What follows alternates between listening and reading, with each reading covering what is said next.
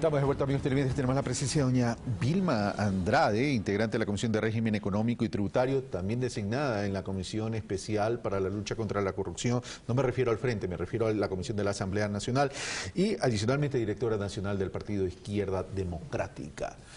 ¿Cuál va a ser su rol?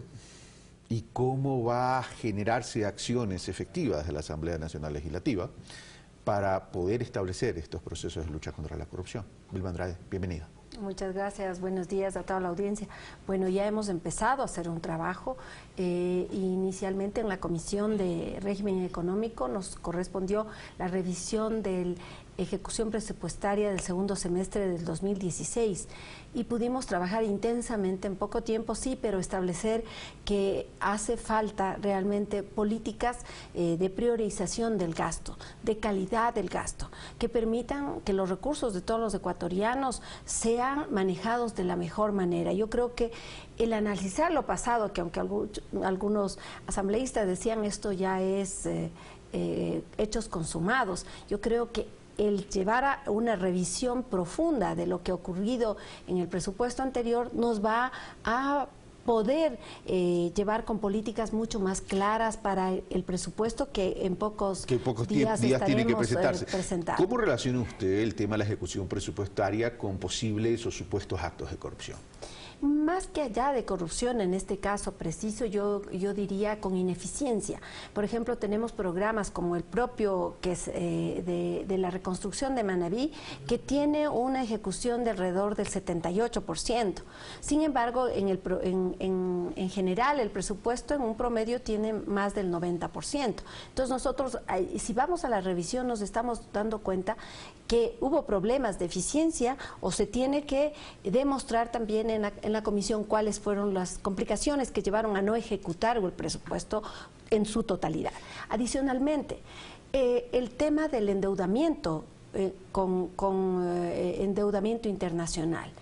Hemos pedido, yo personalmente pedí la comparecencia de la Comisión de la Deuda para que veamos en qué condiciones se endeudó el país, cuáles fueron el mercado en ese momento y cuáles fueron las decisiones que se tomaron.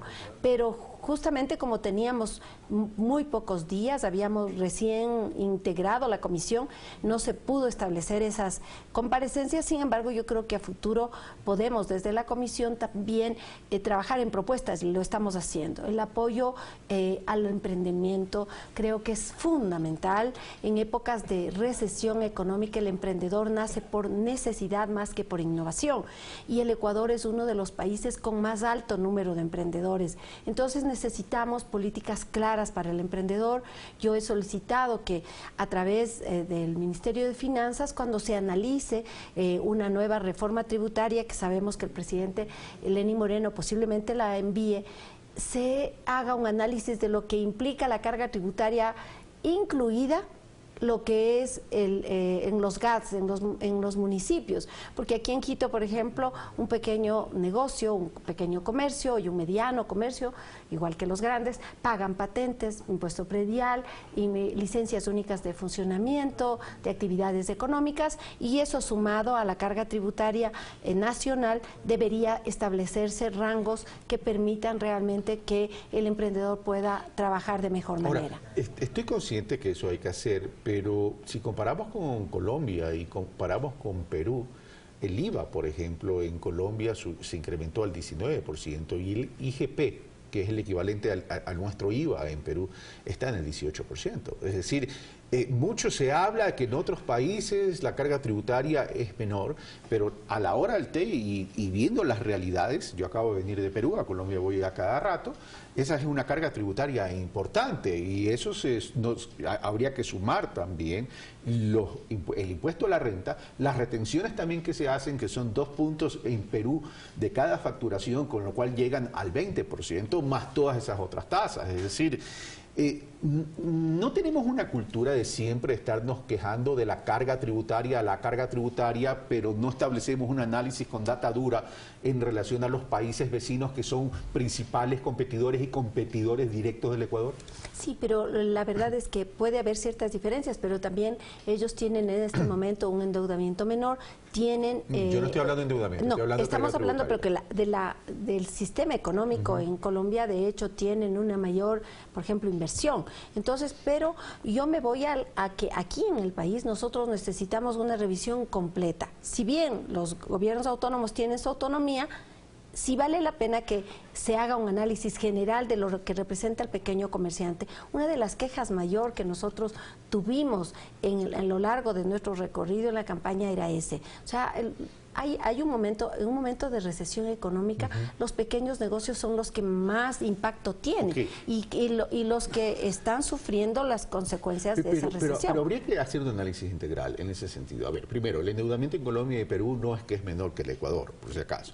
El tema de inversión extranjera directa sí es mayor que el Ecuador, pero ¿qué incidencia ha tenido esa inversión extranjera directa en el tema de la disminución de la pobreza y en el tema de los indicadores de empleo? Y ahí estamos casi iguales, es decir, se habla de la necesidad de inversión extranjera directa, pero cuando se establece cualitativamente la incidencia en el desarrollo social de los países, esa incidencia en la inversión extranjera directa no tiene una incidencia tampoco tan profunda en la disminución de la pobreza y en la generación de empleo.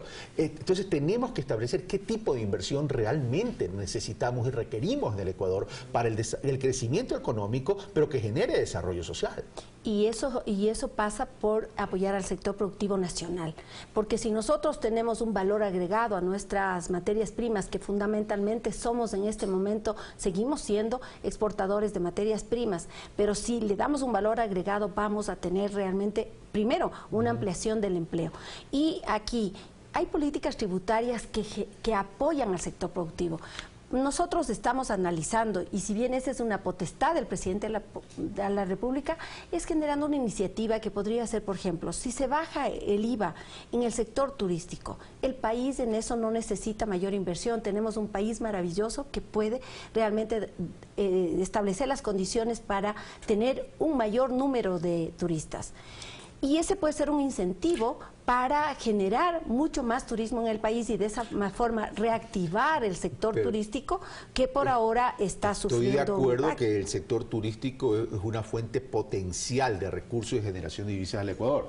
España representa el 11% del PIB. Si ese 11% lo trasladamos acá, serían 11.000 millones de dólares para el Ecuador que estaría distribuyéndose. Y Costa Rica, sí. Pero ojo, cuidado, hacemos un análisis aritmético tan solo en términos de disminución, incrementos, etcétera, etcétera. Para que el turista venga, tenemos que enamorarlo. Para que el turista venga, no solo tiene que ver el entorno natural entorno de la naturaleza, tenemos que ver cantones, localidades bien desarrolladas, seguridad, que generen oportunidades, más otros elementos. Y ahí los gobiernos autónomos descentralizados, cuando usted me dice hay que bajar y revisar las tasas para las pequeñas, etcétera, etcétera, los gobiernos autónomos descentralizados no tienen planificación de desarrollo, no tienen una agenda de desarrollo. No todos, ¿no? No, evidentemente. Y tampoco las mancomunidades no terminan de ser efectivas. No digo que no se han realizado, pero no terminan de ser efectivas. Y la regionalización, que hubiera sido un punto de partida para un desarrollo real a nivel de territorio, quedó en la Constitución. Porque desgraciadamente esa articulación no fue medida de acuerdo a la dinámica nacional. Entonces, cuando se pretende que estas mancomunidades se formen a través de una ley, eso no está visto que no dio lugar a que efectivamente se lo haga. Pero bueno, nosotros creemos fundamentalmente en la Comisión de Régimen Económico que podemos trabajar en líneas de apoyo. Vamos ahora mismo a hacer una revisión del Código de Comercio y vamos a abrir el espacio. Políticas. Sí, yo creo que aquí fundamental es de escuchar también al sector productivo. Aquellos beneficiarios o afectados de la ley tienen que ser recibidos en la comisión y vamos a establecer inclusive una agenda para recorrer el país y poder establecer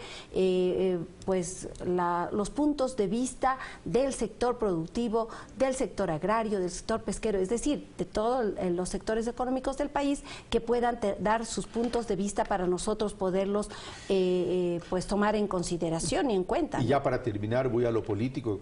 ¿Cómo toma usted la solicitud del vicepresidente de la República de asistir a la Comisión de Fiscalización cuando la Asamblea no lo llamó? Bueno, primero yo creo, debo señalar que nosotros habíamos apoyado, de hecho, a algunas bancadas que solicitaron la comparecencia del vicepresidente. Yo creo que aquí hay un elemento que es bueno que desvirtúe. Hay una cercanía absolutamente clara, familiar, de un familiar muy cercano que ahora mismo está inmerso en un acto de corrupción, y creo que hace bien el vicepresidente en presentarse en la Asamblea Nacional. A pesar que el mismo bloque dijo que no era necesario. Miren ustedes esas contradicciones, y creo que ahí nos damos cuenta que hay decisiones que en ese espíritu de cuerpo, de tratar de apoyarse porque es del partido de gobierno, yo creo que no le hace bien. Yo creo que en este momento lo que más necesita el país es transparencia, una lucha frontal contra la corrupción, pero que parta no solamente de la investigación hecha por los organismos internacionales, por la justicia internacional, que a través de la delación en Brasil y en las cortes internacionales hayamos podido conocer de los actos de corrupción. Yo creo que aquí necesitamos el funcionamiento claro de los organismos de control, y por eso nosotros hemos planteado al presidente de la República la necesidad de que haga una revisión y que llame a una consulta popular para hacer cambios constitucionales profundos que eliminen este hiperpresidencialismo, esta concentración de poder que ha llevado definitivamente a que evidenciemos ahora que algunos organismos de control no funcionan y que no han dado una respuesta positiva del control del quehacer público de los funcionarios. Sin duda alguna el Ecuador tiene su tarea, pero los papeles de Panamá evidenciaron que en la región los organismos de control nos quedan debiendo. Los papeles de Panamá. Sí, pero por eso hay que luchar mucho. No solo es el Ecuador, evidenció que en todo el mundo. Pero esa no puede ser. No, por eso digo, Ecuador tiene una tarea pendiente, evidentemente hay que hacerla. No reconocer un problema sería agrandarlo. Ahí hay una tarea pendiente que hay que tomar el toro por los cuernos. Pero lo que quiero evidenciar es que todos estos entramados de paraísos fiscales a nivel mundial, hay que comenzar también a luchar contra eso, pero para eso necesitamos consenso a nivel de todos los países, porque si no, las luchas aisladas no van a servir. Claro, pero empecemos por dentro. Obvio, empecemos por casa. Por dentro. Y por casa yo creo que hay propuestas interesantes que nos van a llevar no solamente a la lucha contra la corrupción, sino con la impunidad, que es el elemento más nocivo que hace que esta cadena interminable de corrupción no concluya. Es el elemento más perverso de la corrupción, la impunidad. Vilma Andrade, muchas gracias. Gracias. Bueno, esto fue Pensamiento Crítico, soy Carlos Rabascal. Como siempre, ustedes sacan sus conclusiones y yo los espero el día de mañana, jueves. Un fuerte abrazo.